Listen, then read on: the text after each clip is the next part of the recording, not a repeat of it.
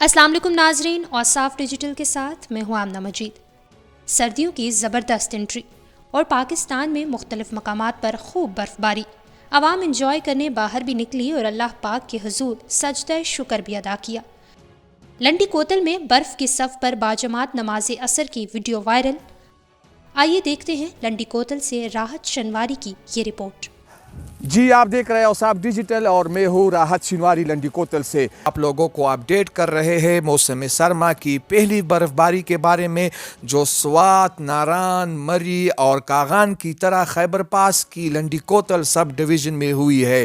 جی ہاں، لنڈی کوتل سب ڈویژن پشاور سے صرف 35 کلومیٹر دور ہے اور اس برف باری نے مقامی لوگوں کے ساتھ ساتھ کثیر تعداد میں بھی سیاحوں کو خوش کر دیا۔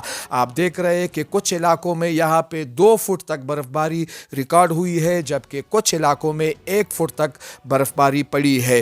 پشاور اور مضافاتی علاقوں سے کثیر تعداد میں لوگوں نے خیبر پاس لنڈی کوتل کا رخ کیا، جن میں بچے اور خواتین بھی شامل تھے اور منچلوں کے ساتھ انہوں نے خوب انجوائے کیا۔ اس برف باری کی وجہ سے یہاں پہ مقامی لوگوں کے چہروں پہ خوشی آ گئی، کیونکہ لنڈی کوتل پہاڑی علاقہ، یہاں پہ پانی کی قلت ہوتی ہے۔